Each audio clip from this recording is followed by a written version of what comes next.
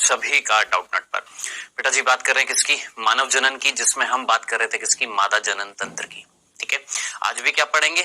मादा जनन तंत्र तो पढ़ेंगे ही पढ़ेंगे, साथ ही साथ हम युग्मक जनन भी देखेंगे। ठीक है, अब मादा जनन तंत्र जो हम पढ़ रहे थे, याद आ रहा है? ये जो मादा जनन तंत्र हम पढ़ रहे थे, इस मादा जनन तंत्र में हमने क्या क्या पढ़ लिया था? एक जोड़ी अंडाशय हमारा हो गया था, सहायक नलिका यानी फैलोपियन नलिका, गर्भाशय और योनि, ये हमने देख लिया था।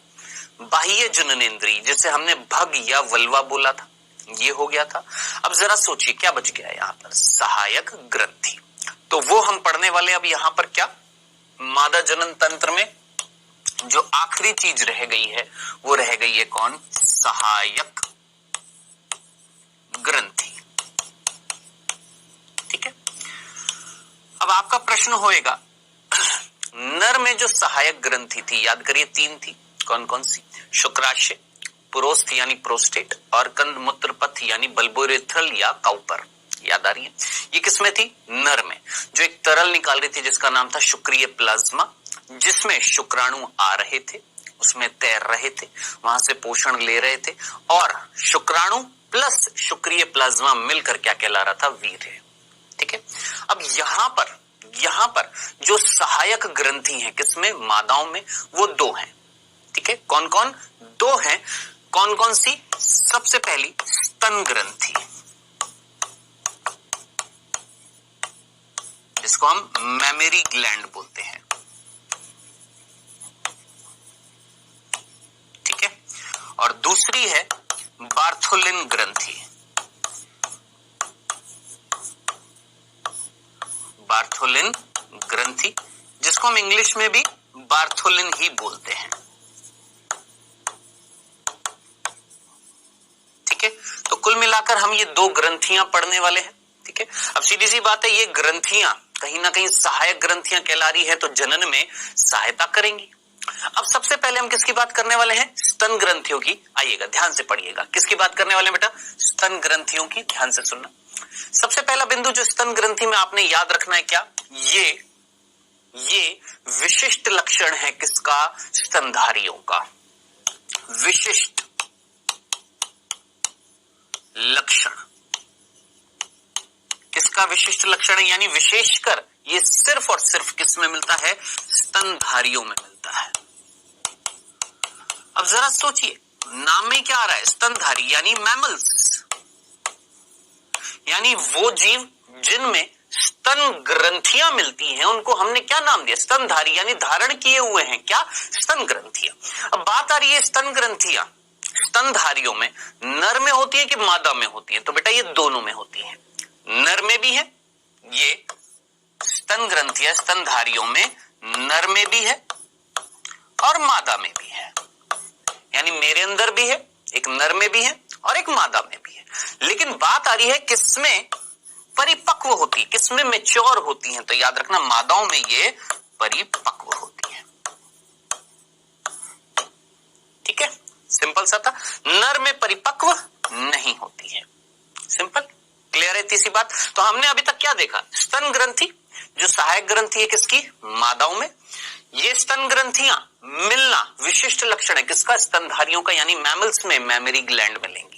ठीक है, अब ये स्तनधारियों में स्तन ग्रंथियां नर में भी होती है, मादा में भी होती है, लेकिन नर में ये कार्य नहीं करती है, परिपक्व नहीं होती है, लेकिन मादाओं में परिपक्व होती है।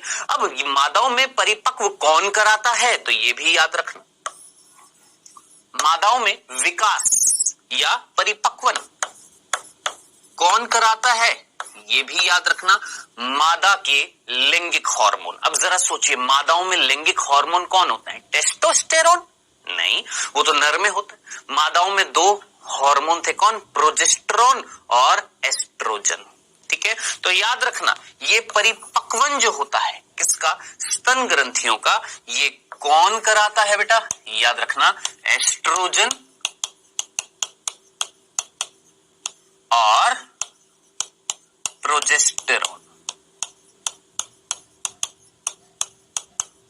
ठीक है, दोनों उत्तरदायी होते हैं किस चीज के लिए? मादाओं में स्तन ग्रंथियों के विकास के लिए, जो ध्यान से सुनना, जो मादाओं का एक द्वितीय लैंगिक लक्षण है। याद रखना, एक मादा में द्वितीय लैंगिक लक्षण की अगर बात करें तो याद रखना स्तन ग्रंथियों का विकास क्या है, द्वितीय लैंगिक लक्षण है। जो कराने के लिए उत्तरदायी कौन था, हार्मोन कौन, प्रोजेस्टेरोन और एस्ट्रोजन। ठीक है, सिंपल सा था। चलें आगे। अब ये कार्य क्या करती है, सीधी सी बात है, नर में तो कोई कार्य नहीं कर रही है तो मादाओं में कार्य करेगी। अब मादाओं में क्या कार्य करती है आप जानते हैं, जब एक मादा गर्भावस्था में होती है, ठीक है, गर्भावस्था होने के बाद, खत्म होने के बाद जब प्रसव होता है, प्रसव का मतलब गर्भावस्था का अंतिम समय, प्रसव होने के बाद में जब वो शिशु को जन्म देती है तो जन्म देने के बाद एक माता, एक स्त्री अपने बच्चे को दूध पिलाती है। वो दूध का निर्माण कहां पर होता है, इन्हीं स्तन ग्रंथियों में किसका निर्माण होता है, दुग्ध का।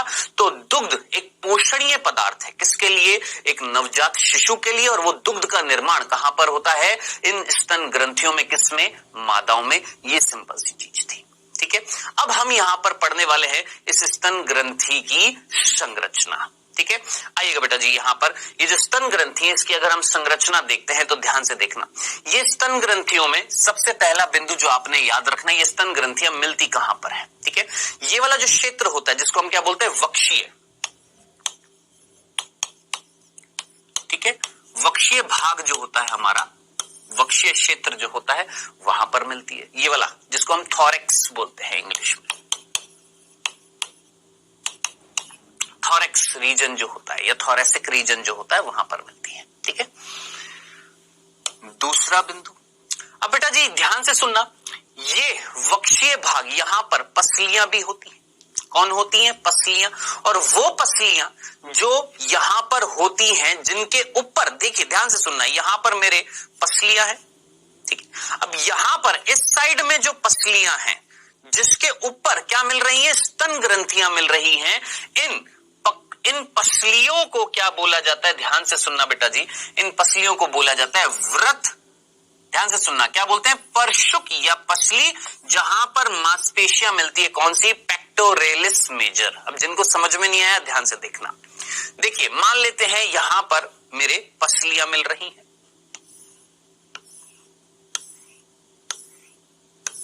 कितनी है, 1 2 3 4 5 6 7 8 9 10 11 12 इधर होती है, सिमिलरली 12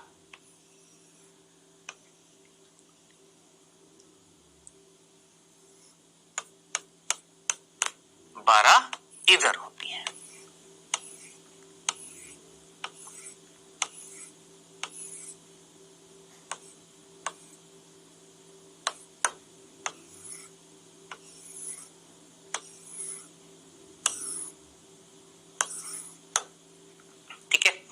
अब इनमें से ध्यान से सुनना, ये जो 12 पसलियां हैं, इनमें से ध्यान से सुनना, इन पसलियों के सामने, यानी पसलियों के सामने की तरफ क्या मिल रही हैं, स्तन ग्रंथियां मिल रही हैं। ठीक है, अब ध्यान से सुनना, ये जो 12 पसलियां, इनमें से पर्टिकुलरली आपने याद रखना है, तीसरी, चौथी और पांचवी पसली के सामने इधर की तरफ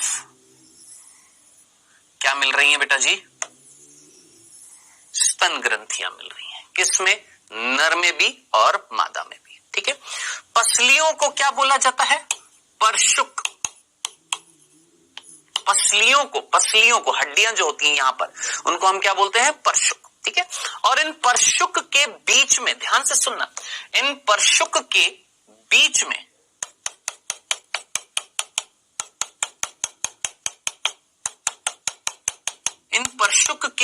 में क्या मिलती हैं, मांसपेशियां। क्या मिल रही है बच्चों, मांसपेशी। ठीक है, अब जरा सोचिए क्या मिल रही है, मांसपेशी मिल रही है। कौन सी मांसपेशी मिल रही है बेटा जी, यहां पर मांसपेशियों का नाम है पेक्टोरेलिस मेजर मांसपेशी। याद रखिएगा, कौन सी, पेक्टोरेलिस मेजर मांसपेशी। ठीक है, तो कहने वाली बात थी, समझने वाली बात थी कि ये जो स्तन ग्रंथियां मिल रही हैं, किसमें, नर में भी और मादा में भी, कहां पर मिल रही है? इस क्षेत्र में। ये क्षेत्र जो होता है इसको हम क्या बोलते हैं? वक्षीय भाग। और इस भाग में जो पसलियां होती हैं उनके सामने की तरफ क्या मिलती हैं? स्तन ग्रंथि। ये पसलियों के बीच में जो मांसपेशियां मिल रही है, तीसरी, चौथी और पांचवी पसली जो होती है, इनके बीच में जो मांसपेशियां मिलती है उनको हम बोलते हैं पेक्टोरेलिस मेजर मांसपेशी बोलते हैं। उनके सामने की तरफ क्या मिल रही है? स्तन ग्रंथियां। क्या इतनी सी बात समझ में आ गई है? चलें आगे। अब यहां तक चीज क्लियर है, ठीक है? दिख रही है आपको कौन? ये परशुक यानी पसली, पसली, पसली, पसली, पसली, इस तरीके से मुख्य रूप से तीसरी, चौथी, पांचवी जो होती है, मेजरली तीसरी, चौथी, पांचवी जो होती है उसके सामने होती है। थोड़ा बहुत भाग दूसरी की तरफ है, थोड़ा बहुत भाग छठी की तरफ भी होता है, ठीक है? लेकिन मुख्य रूप से ये किसके सामने मिलती है? तीसरी, चौथी, पांचवी के सामने। और इन पसलियों के बीच में जो मांसपेशियां होती है उनका नाम है वृत्त अंश पेशी या पेक्टोरेलिस मेजर मांसपेशी। इतनी सी बात क्लियर है? दूसरा बिंदु, अब ध्यान से सुनना। जब हम आंतरिक संरचना पढ़ते हैं किसकी? स्तन ग्रंथियों की, तो हमें पता लगता है स्तन ग्रंथियों के अंदर क्या मिलती है? वसा मिलती है, यानी वसीय ऊतक मिलता है, ठीक है? देखिएगा ये वाला भाग, ये पूरा, ये क्या है? ये बेटा जी ध्यान से देखना, ये जब आप डायग्राम देखेंगे, अपनी बुक में भी देखेंगे, तो यहां पर क्या मिल रही है बेटा जी? वसा मिल रही है, फैट मिल रही है। यानी स्तन ग्रंथियों में क्या मिलती है? वसा मिलती है। सिंपल, इतनी सी बात समझ में आ गई? एक एक करके चीज, बिंदु ध्यान से सुनना, ठीक है? नेक्स्ट, तीसरा बिंदु। अब अंदर दुग्ध का निर्माण कहां होता है, ठीक है? तो ध्यान से सुनना, इन स्तन ग्रंथियों के अंदर, ध्यान से सुनना, इन स्तन ग्रंथियों के अंदर 15 से 20 क्या होती है? स्तन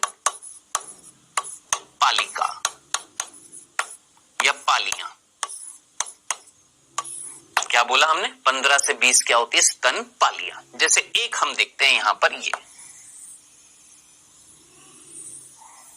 ये एक है, ऐसी एक और है, ठीक है? ऐसे ही 15 से 20 क्या मिल रही है? स्तन पालियां मिल रही हैं। सिंपल, कंफ्यूजन तो नहीं था? अब एक स्तनपाली में, एक स्तनपाली की अगर मैं बात करता हूं, ध्यान से सुनना। अब एक स्तनपाली को मैं यहां पर दिखाने वाला हूं, देखिएगा। ये मान लो एक स्तनपाली है, समझाने के लिए, ठीक है? ऐसी आकृति नहीं होगी, चकोर नहीं होएगा, सिर्फ समझाने के लिए। मान लो ऐसी एक ये है, एक इसके नीचे एक और, इस तरीके से 15 से 20 क्या है? स्तनपालियां हैं। अब इन स्तनपालियों में क्या मिल रहा है समझना, ध्यान से देखना। कुछ संरचनाएं मिल रही हैं। ऐसे ही एक और स्तनपाली, उसके अंदर भी कुछ गोल गोल इस तरीके से संरचनाएं मिल रही हैं, ठीक है? इनको बोला जाता है, ये जो संरचनाएं स्तनपालियों में मिल रही हैं, 15 से 20 जो स्तनपालियां थी, इनके अंदर जो संरचनाएं मिल रही हैं, इन संरचनाओं को बोला जाता है बेटा जी कुपिका।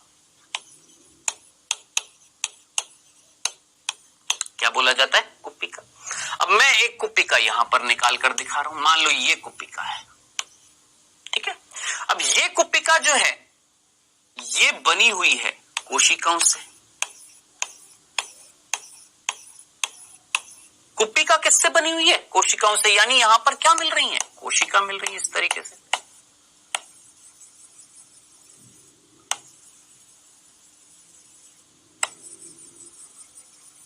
ठीक है?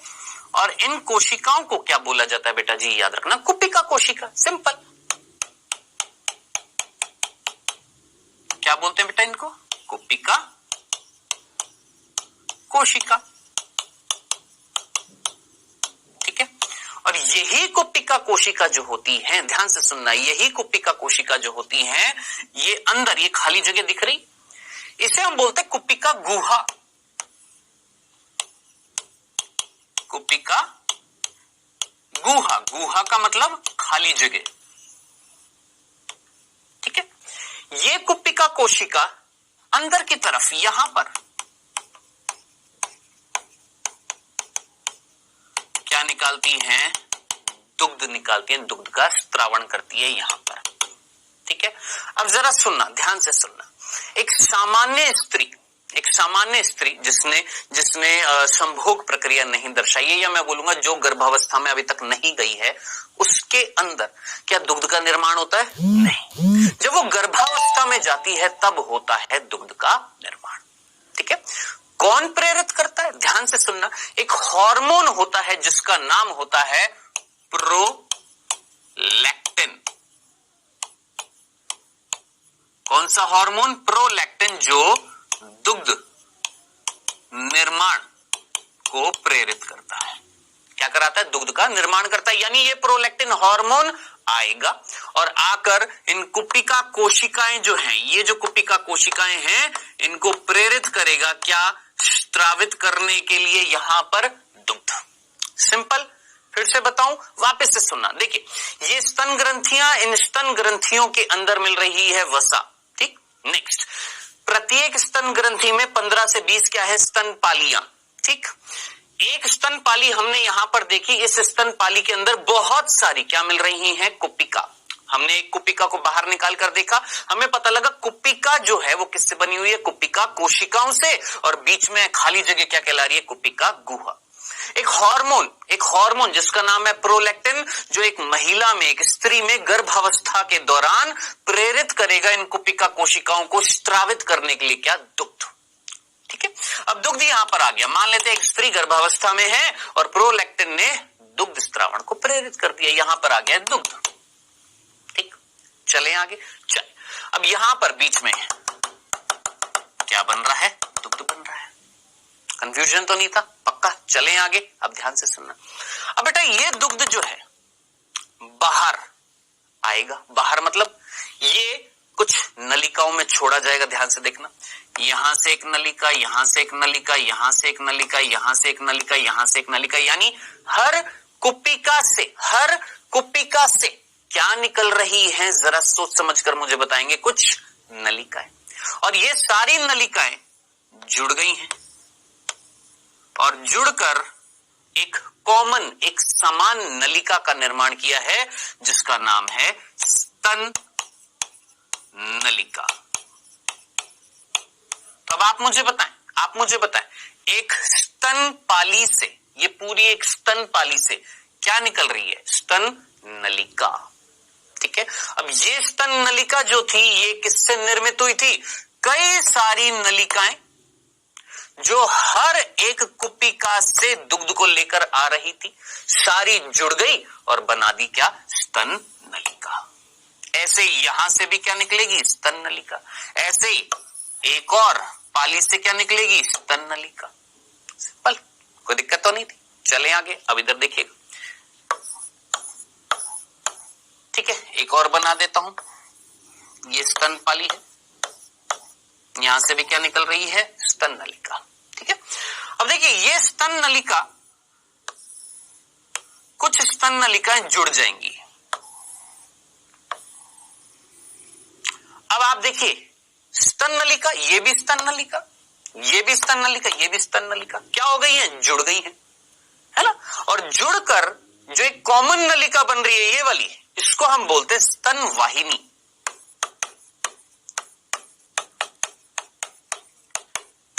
क्या नाम है बेटा जी? स्तन वाहिनी। सिंपल, कंफ्यूजन तो नहीं था। चलें आगे। आइए, यानी स्तन नलिकाएं मिलकर क्या बना रही हैं? स्तन वाहिनियां बना रही हैं। ठीक है। ये स्तन वाहिनी है, ये भी स्तन वाहिनी है। अब ये मत सोचना सिर्फ दो ही मिलती हैं, कई सारी हो सकती है ना। मान लो 4-5 स्तन नलिकाओं ने मिलकर क्या बना दी? स्तन वाहिनी। इधर से 4-5 ने मिलकर क्या बना दी? स्तन वाहिनी। ऐसे कई सारी क्या हो गई है? अब स्तन वाहिनी हो गई है। ठीक है। अब स्तन वाहिनी आगे चलकर फूल गई है। क्या बोला हमने? स्तन वाहिनी आगे चलकर फूल गई है। कौन फूल गई है?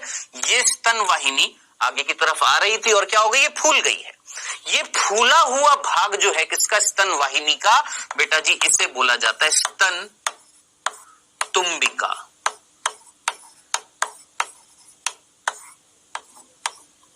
क्या बोलते हैं? स्तन तुम्बिका। सिंपल, कंफ्यूजन तो नहीं था। चलें आगे। तो फिर से सुनना, ये स्तन पाली, एक और हमने 4 दिखाई है, 15 से 20 होती है। इनके अंदर क्या मिल रही है? कुपिका। कुपिका किससे बनी हुई है? कुपिका कोशिकाओं से। कुपिका कोशिकाओं ने क्या स्रावित कर दिया? दुग्ध। कहां पर? कुपिका गुहा में। इस कुपिका गुहा से नलिका निकली, यहां से भी नलिका निकली, यहां से भी नलिका निकली, यहां से भी नलिका निकली, यहां से भी नलिका निकली। ये सारी नलिकाएं मिलकर क्या बना रही थी? स्तन नलिका, जो एक स्तनपाली से निकली। ऐसे ही इस स्तनपाली से भी क्या निकली है? स्तन नलिका निकली। ऐसे ही इस पाली से भी स्तन नलिका निकली, यहां से भी स्तन नलिका निकली। कुछ स्तन नलिकाएं आपस में जुड़कर फिर से एक कॉमन, एक समान नलिका बनाती है, जिसका नाम है स्तन वाहिनी। यहां पर ये जुड़ गई है, क्या बना दी? स्तन वाहिनी। अब ये स्तन वाहिनी का आगे चलकर फूला हुआ भाग जो है वो क्या कहला रहा है? स्तन तुम्बिका। और ये स्तन तुम्बिका से, ध्यान से देखना, ये स्तन तुम्बिका जो है, फूला हुआ भाग जो है, ये जाकर खुल रहा है। ये स्तन तुम्बिका आगे चलकर, ये फूला हुआ भाग आगे चलकर किसमें? एक वापस से ये स्तन तुम्बिका का आगे चलकर फूला हुआ भाग, ये जो स्तन तुम्बिका है, ये आगे चलकर फिर जुड़ रही हैं और जुड़कर एक नलिका बना रही है, जिसका नाम है दुग्ध वाहिनी। क्या नाम है? दुग्ध वाहिनी। ठीक है। अब आप मुझे बताएं, दुग्ध जो है, मिल्क जो है, स्तन ग्रंथियों में किस तरीके से ट्रांसपोर्ट हो रहा है, प्रवाह हो रहा है, स्थानांतरित हो रहा है? जरा सोचिए। सबसे पहले कहां से? स्तन पालियों के अंदर कुपिका से किसमें आया? स्तन नलिका में। स्तन नलिका से स्तन वाहिनी में, स्तन वाहिनी से स्तन तुम्बिका में, स्तन तुम्बिका से दुग्ध वाहिनी में। यानी ये 4 बिंदु याद रखना। स्तन नलिका, फिर स्तन वाहिनी, फिर स्तन तुम्बिका और फिर दुग्ध वाहिनी। ठीक है। अब ये दुग्ध वाहिनी जो है, ऐसी एक और दुग्ध वाहिनी होगी। देखिए भाई, हमने सिर्फ 4 दिखाई है ना, 15 से 20 है ना, तो 2-3 दुग्ध वाहिनियां बनती है लास्ट में। कितनी? 2 से 3 क्या बनती है? दुग्ध वाहिनियां। और ये दुग्ध वाहिनियां, ध्यान से सुनना, ये दुग्ध वाहिनियां आगे चलकर खुलती हैं बेटा जी यहां पर एक संरचना में, जिसको हम बोल रहे हैं चूषक, निप्पल। ठीक है। क्या बोलते हैं? चूषक या निप्पल, एक छिद्र है। ठीक है। आगे की तरफ इस तरीके से फूला हुआ भाग है, एक छिद्र मिल रहा है, जिसको हमने क्या बोला है? चूषक।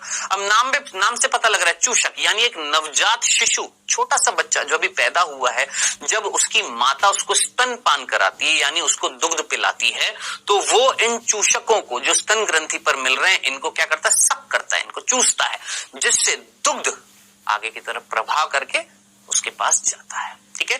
तो इस तरीके से ये थी क्या बेटा जी? आंतरिक संरचना किसकी? स्तन ग्रंथियों की, जहां पर स्तन पाली बता रखी है, स्तन कुपिका बता रखी है, स्तन नलिका बता रखी है, तुम्बिका बता रखी है, दुग्ध वाहिनी बता रखी है, चूषक दिखा रखा है। ठीक है। अब एक आखिरी चीज जो है, ये जो चूषक जो होता है, ये वाला भाग जो होता है, इसके चारों तरफ एक, मैं बोलूंगा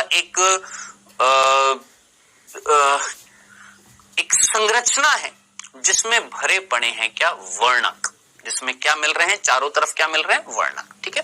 अब जरा सोचिए, जब मैं यहां से इसको देखूंगा, ठीक है, ये चूषक के चारों तरफ एक थोड़ा सा गहरा रंगीन भाग होएगा, जो भूरा या गुलाबी रंग का होता है, जिसे हम बोलते हैं एरियोला, चूषक पृष्ठ बोलते हैं।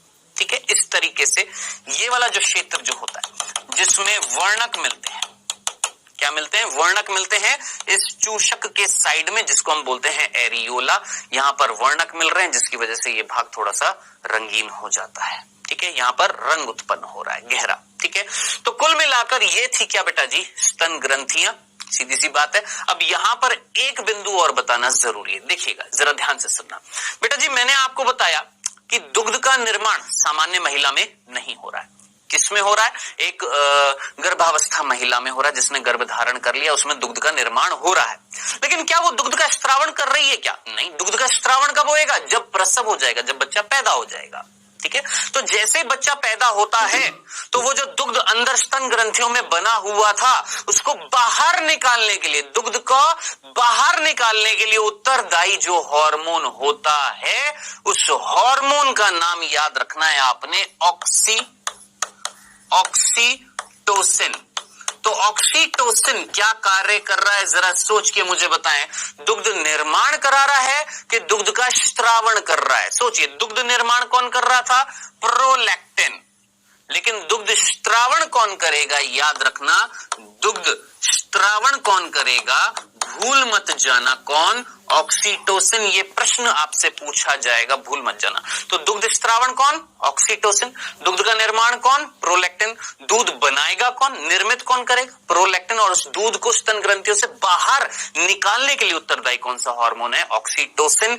याद रख लेना, इसे किसी भी हालत में भूल मत जाना।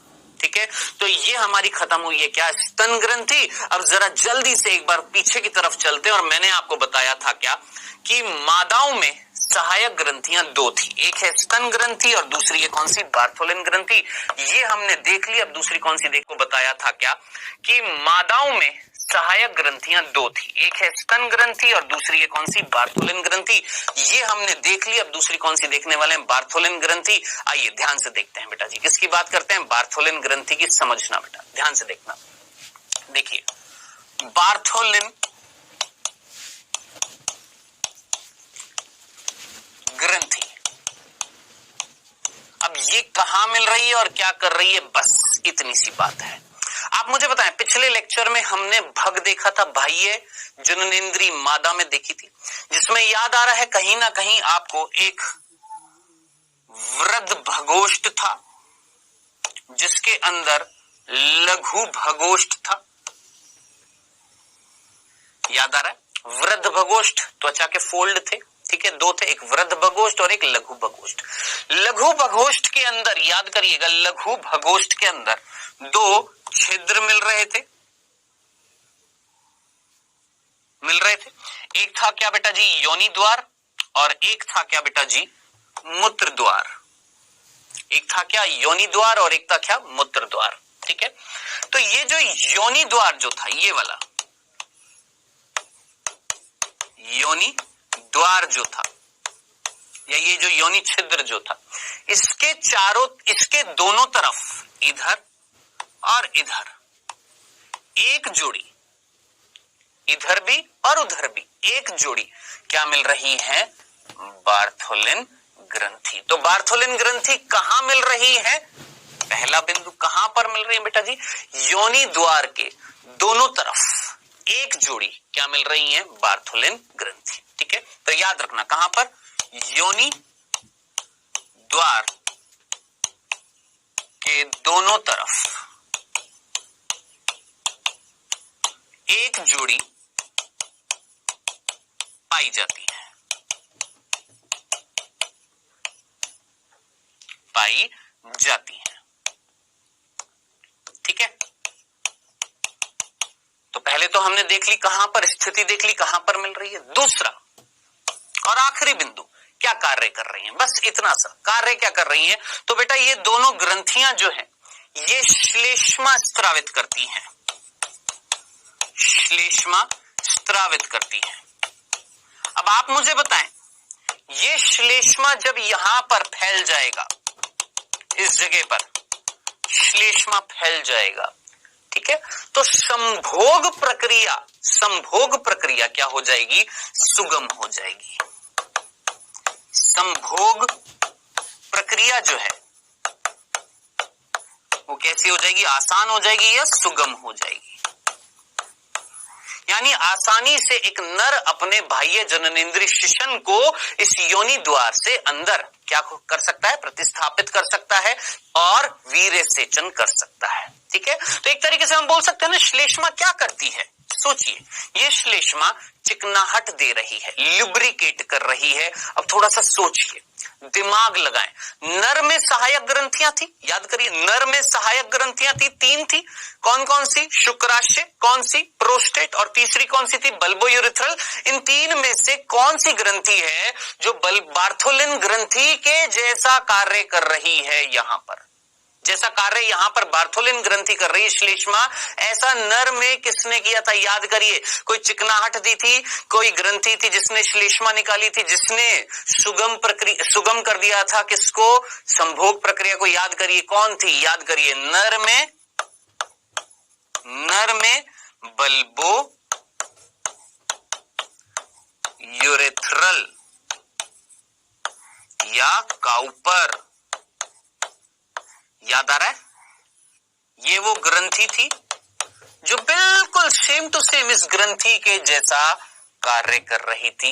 ये भी जरूर याद रखिएगा। ये था सिंपल सा क्या बेटा जी? मादा जनन तंत्र। अब इसमें एक आखिरी चीज है जो बतानी बहुत जरूरी है, ध्यान से सुनना, ध्यान से सुनना। क्या बेटा जी? ये जो योनि द्वार जो आपको दिख रहा है, इस योनि द्वार के ऊपर की तरफ, यानी इधर की तरफ एक झिल्ली होती है। ध्यान से सुनना, ये जो योनि द्वार है, ठीक है, इसके ऊपर एक झिल्ली होती है, ठीक है, और उस झिल्ली को हम बोलते हैं योनि छद।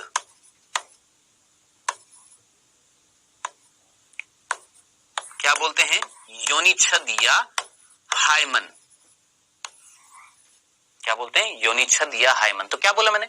एक पतला सा, बहुत बारीक पतला सा एक आवरण है, एक झिल्ली है, किसके ऊपर? योनि द्वार के ऊपर, जिसका नाम है योनि छद या हाइमन, ठीक है। अब ध्यान से सुनना, क्या होता है ना कि जब संभोग प्रक्रिया होती है, जब एक नर अपने शिशन को यहां पर प्रतिस्थापित करता है योनि द्वार के द्वारा, तो ये झिल्ली टूटती है, जिससे हल्का सा रक्त स्त्राव होता है, ब्लीडिंग होती है, ठीक है। अब जो चीज मैं आपको बताने वाला हूं, ध्यान से सुनना। आप बोलेंगे क्या सर, ये योनि छद केवल संभोग प्रक्रिया के दौरान ही, केवल संभोग प्रक्रिया के दौरान ही टूटती है क्या? नहीं, ये एक स्त्री, एक लड़की, एक महिला जो घुड़सवारी कर रही है, जो साइकिलिंग कर रही है, ठीक है, यानी कोई भी ऐसा कार्य कर रही है, फिजिकल एक्सरसाइज कर रही है, कोई एक्सरसाइज भी कर रही है, चोट लग रही है, गिर जा रही है, अचानक से गिर गई है, धक्का लग गया है, तो उससे ये झिल्ली जो है ये टूट सकती है, रक्तस्राव तब भी हो सकता है। तो जरूरी नहीं है कि सिर्फ और सिर्फ संभोग प्रक्रिया में ही ये योनि छद हटेगी, नहीं, ये कोई फिजिकल एक्सरसाइज करते हुए भी हट सकती है, ठीक है। अब जो मैं चीज बताने वाला हूं, ध्यान से सुनना। बेसिकली इंडिया में यानी भारत में जो नर है, मेल्स जो है, वे नर, वे लोग, वे मेल्स जिनकी मेंटलिटी बहुत लो है, जिनकी साक्षरता का स्तर बहुत कम है, जो ज्यादा पढ़े लिखे नहीं, जो आसपास का जिनका एनवायरनमेंट बहुत खराब है, समझ रहे हैं मेरी बात को, क्या कहना चाह रहा हूं मैं, ठीक है, जो लो मेंटलिटी के कुल मिलाकर, ठीक है, जिनको आसपास के एनवायरनमेंट से बस ये समझ में आया, खराब दोस्तों की वजह से ये समझ में आया क्या कि ये जो झिल्ली है ये केवल संभोग प्रक्रिया के दौरान ही टूटती है, वैसे नहीं टूटती है, ठीक है। तो वो एक लड़का, जब मैं बोलूंगा एक दंपत्ति, यूं समझना, एक दंपत्ति है, एक नर है, एक मादा है, ठीक है, शादी हुई, दोनों के बीच में शारीरिक संबंध हुए, यानी संभोग प्रक्रिया हुई, ठीक है। अब जरा सोचिए, उस समय संभोग प्रक्रिया के दौरान मान लेते हैं यहां पर इस जगह पर ब्लीडिंग नहीं हुई, इस केस में वो नर क्या सोचेगा? सोचिए, वो नर क्या सोचेगा? क्या कि वो जो महिला है, वो जो उसकी पत्नी है, उसने पहले किसी और नर के साथ संभोग प्रक्रिया की होगी, इस वजह से वो पहले टूट गई होगी या पहले झड़ गई होगी। कौन सी झिल्ली? योनि छद, जो सरासर गलत है, जो बिल्कुल गलत है। क्यों? क्योंकि ये जो झिल्ली है ये जरूरी नहीं है सिर्फ संभोग प्रक्रिया में ही झड़ेगी, नहीं, ये कोई फिजिकल एक्सरसाइज करते हुए भी झड़ सकती है या टूट सकती है, ठीक है। तो याद रखिएगा बेटा जी, ये क्या कि ये वही लोग हैं, वही लो मेंटेलिटी के लोग हैं जिनका आसपास आसपास का वातावरण कुछ ऐसा ही है, जिनकी साक्षरता का स्तर बहुत कम है, बस ये सुना और ये मान लिया, जो सरासर गलत है। ठीक है, तो ये इस प्रकार खत्म हुआ है बेटा जी हमारा पूरा क्या, मादा जनन तंत्र। अब इसके बाद जो नेक्स्ट टॉपिक हमारा आ रहा है वो आ रहा है क्या, युग्मक जनन, जिसमें हम बात करेंगे क्या कि नर युग्मक यानी शुक्राणु और मादा युग्मक यानी अंडाणु का निर्माण क्या कहलाता है, युग्मक जनन। आइए स्टार्ट करते हैं, किसकी बात करते हैं, युग्मक जनन की। तो सबसे पहली चीज, युग्मक जनन का मीनिंग समझ में आ गया क्या, युग्मकों का निर्माण। अब आप बोलेंगे जो नर युग्मक होता है, नर युग्मक जो होता है, गैमेट जो होता है, गैमेट बोलते हैं युग्मक को इंग्लिश में, नर युग्मक जो होता है उसे हम क्या बोलते हैं, शुक्राणु।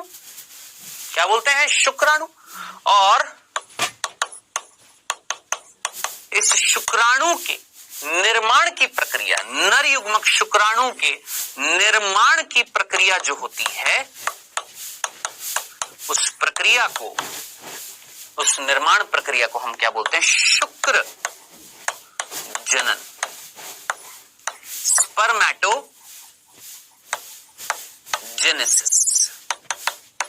ठीक है, और उसी प्रकार जो मादा युग्मक है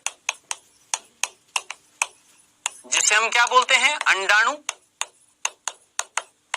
ठीक है, इसके निर्माण की प्रक्रिया को हम क्या बोलते हैं बेटा जी, याद रखना, अंड जनन, oogenesis। ठीक है, सिंपल सा था, इतनी सी बात समझ में आ गई है, कोई कंफ्यूजन तो नहीं था। चलें आगे। तो अब हम पहले क्या पढ़ेंगे, शुक्राणु जनन, बाद में क्या पढ़ेंगे, अंडाणु जनन। आइए स्टार्ट करते हैं किसके बारे में बेटा जी, शुक्राणु जनन नहीं, शुक्र जनन। गलती से मुंह से निकल गया क्या, शुक्राणु जनन नहीं, क्या बोलेंगे बेटा, शुक्र जनन। यानी शुक्राणु निर्माण की प्रक्रिया क्या कहला रही है, शुक्र जनन। जो सबसे पहले हम पढ़ने वाले क्या, शुक्र जनन, शुक्राणु जनन नहीं, शुक्र जनन। ठीक है, आइए ध्यान से सुनिएगा बेटा जी, यहां पर समझना इस चीज को। देखिए, शुक्र जनन यानी स्पर्मेटोजेनेसिस।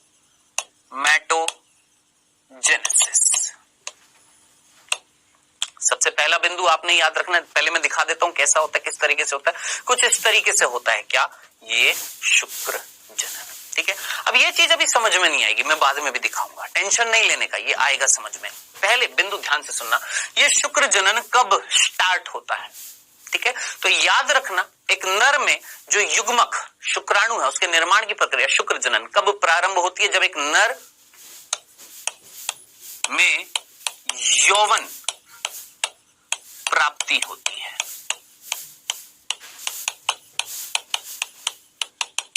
क्या होती है, यौवन प्राप्ति होती है, तब स्टार्ट होती है, प्रारंभ होती है क्या, शुक्र जनन प्रक्रिया। सिंपल सा था। और नर में यौवन प्राप्ति कब होती है, जब वो नर लगभग 12 से 14 वर्ष का होता है। ठीक है, अब जब वो 12 से 14 वर्ष का होता है तो मैंने आपको बताया था क्या क्या होगा, ध्यान से सुनना। जैसे ही वो 12 से 14 वर्ष का होगा एक नर, तो उसके मस्तिष्क का एक भाग होता है अधश चेतक। ध्यान से सुनना, क्या बोलते बेटा जी, अधश चेतक, जिसे हम हाइपोथैलेमस बोलते हैं।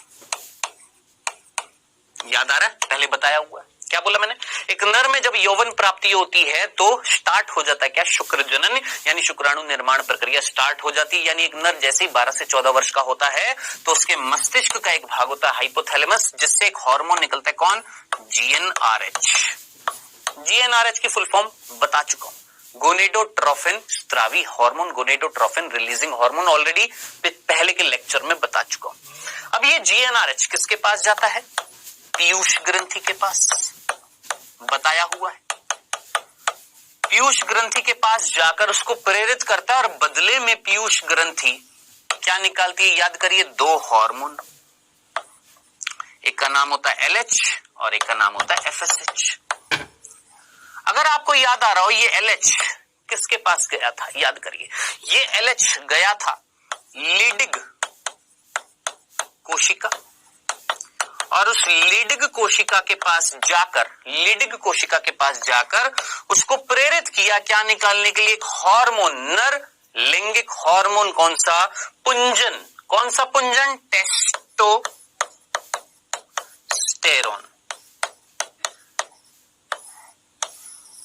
क्या निकल गया था? टेस्टोस्टेरोन।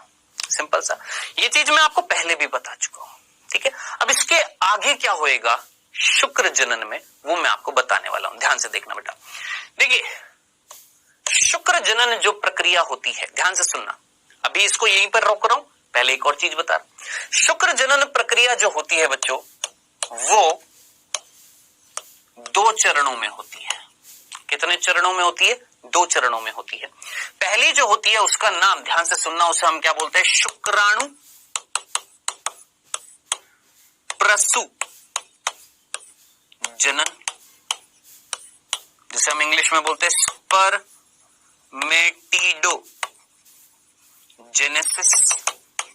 और दूसरी जो होती है उसका नाम होता है, याद रखना, शुक्राणु जनन। अब देखिए यहां पर आ रहा है वर्ड क्या? शुक्राणु जनन, जैसे हम बोलते हैं स्पर्मियोजेनेसिस,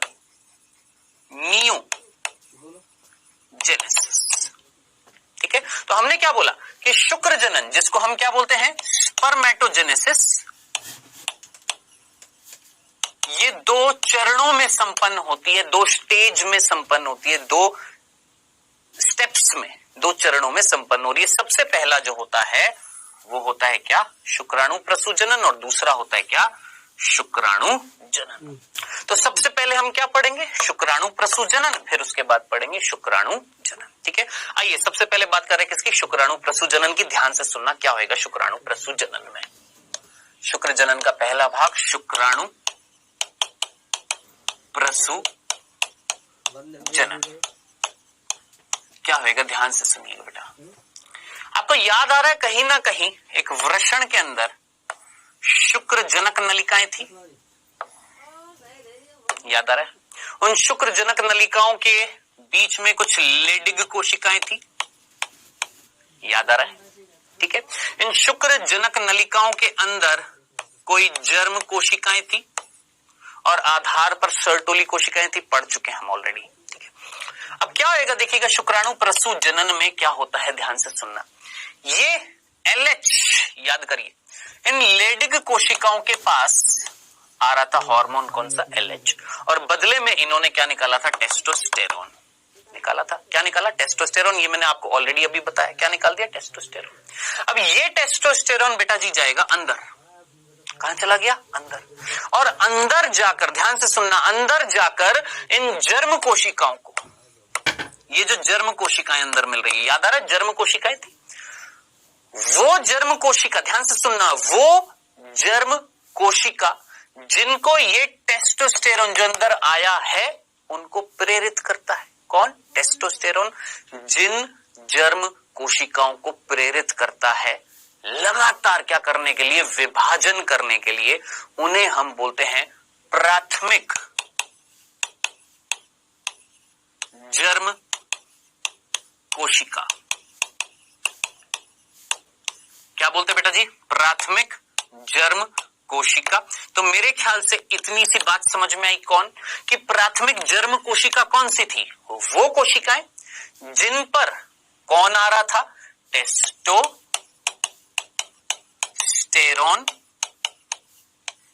जो किसने निकलवाया था? LH ने निकलवाया था, लेडिक कोशिका ने। ये टेस्टोस्टेरोन ने कुछ जर्म कोशिकाओं को प्रेरित किया लगातार विभाजन करने के लिए। इस ऐसी जर्म कोशिका को हमने नाम दिया है प्राथमिक जर्म कोशिका। अब ये प्राथमिक जर्म कोशिका टेस्टोस्टेरोन की उपस्थिति में क्या कर रही है? लगातार विभाजन कर रही थी या नहीं कर रही थी? क्या कर रही थी? विभाजन। कौन सा? याद करिए 11th क्लास में वर्ड सुना होगा, समसूत्री विभाजन।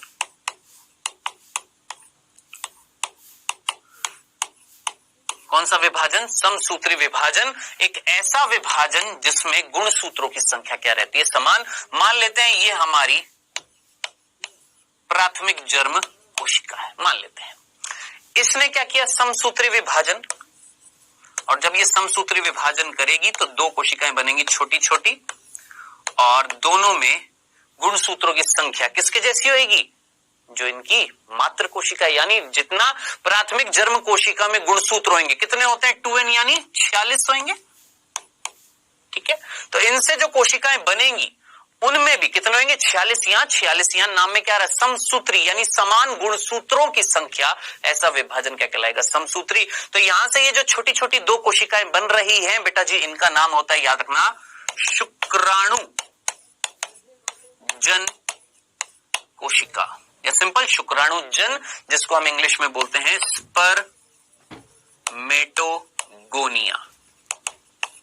ठीक है, सिंपल सा था। अब आप मुझे बताएं ये जो शुक्राणु जन कोशिका है, सोचिए ये एक बड़ी सी कोशिका, इसने विभाजन किया, दो छोटी छोटी कोशिकाएं बनी। थोड़ा सा कॉमन सेंस लगाए और सोचे ये छोटी छोटी कोशिका वापस से विभाजन करेंगी कि वृद्धि करेंगी? पहले वृद्धि करेंगी, बड़ी होंगी। इतना तो समझ में आता है ना, 11th क्लास में इतनी चीज आप लोगों ने पढ़ी होंगी कोशिका विभाजन। ये कोशिका जब विभाजित होती है तो दो छोटी छोटी कोशिकाएं बनाती है, ये छोटी छोटी कोशिकाएं वापस से क्या करती हैं? वृद्धि करती हैं। तो ये प्राथमिक जर्म कोशिका विभाजन किया, क्या बना दी? शुक्राणु जन कोशिका बना दी। अब ये शुक्राणु जन कोशिका क्या करेंगी? वृद्धि करेंगी। और जब ये वृद्धि करती है, वृद्धि करने के बाद ये जो कोशिका बन रही हैं इनको हमने नाम दिया क्या? प्राथमिक शुक्राणु कोशिका। क्या नाम दिया बेटा? प्राथमिक शुक्राणु कोशिका। सिंपल। चलें आगे। अब क्या आएगा? अब ध्यान से सुनना, आगे बढ़ने से पहले एक चीज मैं आपको फटाफट बताने चाहता हूं, ध्यान से सुनना। देखिए बेटा, आपने 11th क्लास में एक विभाजन पढ़ा होगा, कौन सा? अर्धसूत्री विभाजन। याद आ रहा है? अर्धसूत्री विभाजन। ध्यान से सुनिएगा, बहुत इंपॉर्टेंट चीज है। अर्धसूत्री विभाजन जब एक कोशिका में होता है जो द्विगुणित होती है, तो अर्धसूत्री विभाजन जो होता है वो दो भागों में बटा होता है। याद करिए, एक होता है अर्धसूत्री विभाजन फर्स्ट। क्या होता है? अर्धसूत्री विभाजन फर्स्ट। जब ये होता है तो दो छोटी कोशिकाएं बनती है जिसमें गुणसूत्रों की संख्या क्या हो जाती है? आधी हो जाती है। याद रखना, गुणसूत्रों की संख्या क्या हो जाती है? आधी हो जाती है। अब जरा नाम में सोचिए क्या आ रहा है? अर्धसूत्री। सूत्री यानी गुणसूत्र, अर्ध का मतलब आधा, यानी एक ऐसा विभाजन जिसमें गुणसूत्रों की संख्या क्या हो गई है? आधी हो गई है। लेकिन किसमें? अर्धसूत्री विभाजन फर्स्ट में। भूल मत जाना, अगर 11th में ये चीज नहीं पढ़ी है तो याद रखना, एक द्विगुणित कोशिका में जब अर्धसूत्री विभाजन होएगा तो उसका पहला चरण होता है अर्धसूत्री विभाजन फर्स्ट। जैसे ही होता है तो दो छोटी कोशिकाएं बनती है जिनमें गुणसूत्रों की संख्या हो जाती है आधी, यानी अगर यहाँ 46 गुणसूत्र हैं तो इन दोनों में कितने हो जाएंगे? 23 यहाँ, 23 यहाँ। ठीक है, अब ये दोनों कोशिकाएं जो होती है, ये दोनों कोशिकाएं वृद्धि करती हैं। ठीक है, और वृद्धि करने के बाद अब इनमें क्या होएगा बेटा जी? अर्धसूत्री विभाजन सेकंड। इसमें भी और इसमें भी, दोनों में क्या होएगा? अर्धसूत्री विभाजन सेकंड। यहां पर भी और इसमें, इन दोनों में क्या होएगा? अर्धसूत्री विभाजन सेकंड होएगा। अब सेकंड जब होता है, देखिए अर्धसूत्री विभाजन को हम क्या बोलते हैं? मियोसिस। तो आप लोगों ने सुना होगा मियोसिस फर्स्ट, मियोसिस सेकंड, यानी अर्धसूत्री विभाजन प्रथम, अर्धसूत्री विभाजन द्वितीय। प्रथम में गुणसूत्रों की संख्या हो जाती है आधी, और द्वितीय जो होता है ना, द्वितीय वो बिल्कुल समसूत्री के जैसा होता है। अब जरा सोचिए, समसूत्री विभाजन क्या था? एक ऐसा विभाजन जिसमें एक कोशिका में जितने गुणसूत्र हैं उससे जब दो कोशिकाएं बनेंगी तो दोनों में किसके जैसी होगी? मात्र कोशिका के जैसे गुणसूत्रों की क्या होगी? संख्या होगी, समान होगी गुणसूत्रों की। अब जरा सोचिए, इस कोशिका में क्या हो रहा है? अर्धसूत्री विभाजन सेकंड, जो किसके जैसा है? समसूत्री विभाजन के जैसा है। यानी इस कोशिका में जब अर्धसूत्री विभाजन सेकंड होएगा तो दो कोशिकाएं बनेंगी, इससे भी कितनी बनेंगी? दो बनेंगी, और दोनों में गुणसूत्रों की संख्या क्या रहेगी? समान। किसके समान? अपनी मात्र कोशिका के समान। तो जरा सोचिए, अर्धसूत्री विभाजन सेकंड किसके जैसा होता है? समसूत्री विभाजन के जैसा। अब ये क्यों बताया? इतनी सी बात समझ में आ गई? ये क्यों बताया? सिर्फ इतना सा बताने के लिए कि ये जो प्राथमिक शुक्राणु कोशिका जो है, इस प्राथमिक शुक्राणु कोशिका में क्या होने वाला है? अर्धसूत्री विभाजन। ठीक है। और जरा सोचिए, प्राथमिक शुक्राणु कोशिका में जब अर्धसूत्री, एक को दिखा देता हूं, इसमें जब अर्धसूत्री विभाजन होएगा तो पहले क्या होएगा, जरा सोचिए क्या होएगा, दिमाग लगाए, पहले क्या होएगा, सोचिए, जल्दी से सोचिए, पहले क्या होएगा, अर्धसूत्री प्रथम होएगा कि अर्धसूत्री द्वितीय होएगा, पहले क्या होएगा, अर्धसूत्री फर्स्ट होएगा ना। एक में दिखा रहा हूं, इसमें नहीं दिखा रहा, एक में दिखा रहा हूं, इतना कॉमन सेंस लगाइएगा। दो कोशिकाएं बनेंगी और दोनों कैसी होंगी, अगुणित होंगी। गुणसूत्रों की संख्या क्या हो जाएगी, आधी। ठीक है, सिंपल। अब ध्यान से सुनिएगा, अर्धसूत्री प्रथम जब होएगा किसमें, प्राथमिक शुक्राणु कोशिका में, तो ये जो अगुणित कोशिकाएं बनेंगी इन्हें बोला जाता है द्वितीयक या द्वितीय शुक्राणु कोशिका। अब आप मुझे बताइए, द्वितीय शुक्राणु कोशिका कैसी होंगी, द्विगुणित होंगी कि अगुणित होंगी, ये होंगी बेटा जी अगुणित। जबकि प्राथमिक शुक्राणु कोशिका कैसी थी, द्विगुणित। शुक्राणु जन कोशिका कैसी थी, द्विगुणित। खुद सोचिए ना, ये प्राथमिक शुक्राणु, प्राथमिक जर्म कोशिका द्विगुणित, क्या हुआ, समसूत्री विभाजन, गुणसूत्रों की संख्या क्या है, समान है, द्विगुणित ये, द्विगुणित ये। फिर शुक्राणु जन कोशिका ने क्या की, वृद्धि, क्या कहला रहे हैं, प्राथमिक शुक्राणु कोशिका, ये द्विगुणित है, वृद्धि करेगी तो गुणसूत्रों की संख्या तो सेम ही रहेगी ना, वृद्धि कर रही है। लेकिन प्राथमिक शुक्राणु कोशिका में जब अर्धसूत्री प्रथम होएगा तो गुणसूत्रों की संख्या क्या हो जाएगी, आधी। जो कोशिकाएं बन रही क्या कहला रही है, द्वितीय शुक्राणु कोशिका। अब जरा सोचिए, ये द्वितीय शुक्राणु कोशिका वृद्धि कर लेंगी, फिर उसके बाद उनमें क्या होएगा, अर्धसूत्री सेकंड होगा या नहीं होएगा, यानी क्या होएगा, द्वितीय शुक्राणु कोशिका में क्या होएगा, अब अर्ध सूत्री सेकंड होगा कि नहीं होएगा, होएगा ना। जब अर्धसूत्री सेकंड होएगा इन दोनों में, तो जो कोशिकाएं बनेंगी उन्हें हम बोलते हैं शुक्राणु प्रसु कोशिका। क्या बोलते हैं बेटा जी, शुक्राणु प्रसु कोशिका। अब आप सोचना, दिमाग लगाना, ये शुक्राणु प्रसु कोशिका अगुणित होंगी कि द्विगुणित होंगी, इसको मैं यहीं पर रोक रहा हूं क्योंकि टाइम की थोड़ी सी कमी है।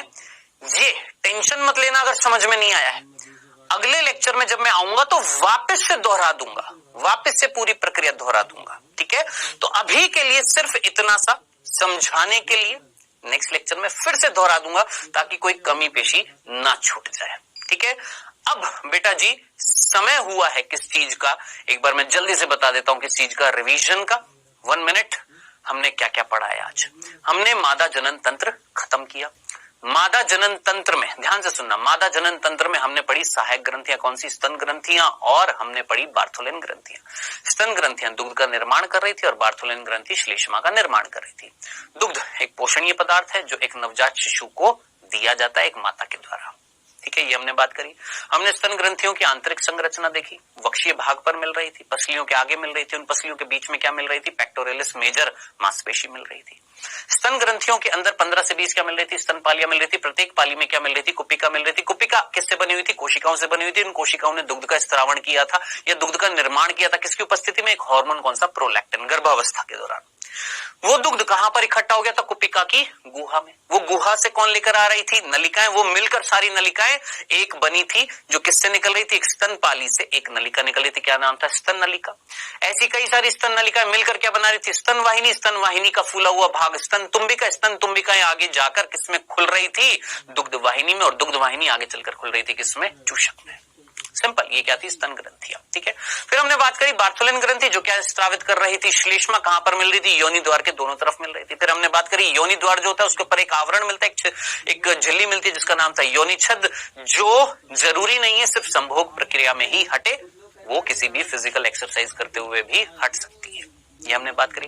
फिर हमने बात करी युग्मक जनन, जिसमें हमने किसकी बात करी, नर युग्मक के निर्माण की, नर युग्मक के निर्माण की प्रक्रिया क्या कहलाती है? शुक्र जनन, जो दो भागों में बटा हुआ है। पहला होता है शुक्राणु प्रसू जनन, जिसमें हमने शुक्राणु प्रसू का निर्माण कराया था, जो नेक्स्ट लेक्चर में मैं वापस से बताऊंगा। ठीक है, समय होता है बेटा जी अब किसी से कौन लेकर आ रही थी? नलिकाएं, वो मिलकर सारी नलिकाएं एक बनी थी, जो किससे निकल रही थी? एक स्तनपाली से एक नलिका निकल रही थी, क्या नाम था? स्तन नलिका।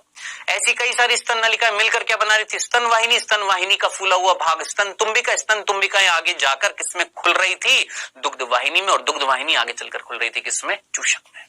सिंपल, ये क्या थी? स्तन ग्रंथियां। ठीक है, फिर हमने बात करी बार्थोलिन ग्रंथि, जो क्या स्रावित कर रही थी? श्लेष्मा। कहां पर मिल रही थी? योनि द्वार के दोनों तरफ मिल रही थी। फिर हमने बात करी योनि द्वार जो होता है उसके ऊपर एक आवरण मिलता है, एक झिल्ली मिलती है जिसका नाम था योनि छद्म, जो जरूरी नहीं है सिर्फ संभोग प्रक्रिया में ही हटे, वो किसी भी फिजिकल एक्सरसाइज करते हुए भी हट सकती है। ये हमने बात करी। फिर हमने बात करी युग्मक जनन, जिसमें हमने किसकी बात करी? नर युग्मक के निर्माण की। नर युग्मक के निर्माण की प्रक्रिया क्या कहलाती है? शुक्र जनन, जो दो भागों में बटा हुआ है। पहला होता है शुक्राणु प्रसू जनन, जिसमें हमने शुक्राणु प्रसू का निर्माण कराया था, जो नेक्स्ट लेक्चर में मैं वापस से बताऊंगा। ठीक है, समय होता है बेटा जी अब किस चीज का? क्विज का। पहला प्रश्न आपकी स्क्रीन पर आता हुआ फर्स्ट, एक परिपक्व युग्मक के में गुणसूत्र की संख्या आधी रह जाती है। एक परिपक्व युग्मक जो होता है उसमें गुणसूत्रों की संख्या आधी, गुणसूत्रों की संख्या आधी कब होती है? अर्धसूत्री सेकंड के समय, अर्धसूत्री फर्स्ट के समय, समसूत्री के समय या असूत्री के समय? सोच समझ कर आंसर दीजिएगा। कब हो जाती है गुणसूत्रों की संख्या आधी? दूसरा प्रश्न बेटा जी, आर्तव का आरंभ होता है। आर्तव का आरंभ होता है, यानी आर्तव चक्र के दौरान कहीं ना कहीं जो रक्त निकलता है शरीर से बाहर, या मैं बोलूंगा अंतः गर्भाशय भित्ति जो टूटती है, ठीक है, वो कब होता है? सोचिए, जब प्रोजेस्टेरोन के स्तर में वृद्धि होती है, पहला ऑप्शन। दूसरा, जब प्रोजेस्टेरोन के स्तर में कमी होती है, दूसरा ऑप्शन।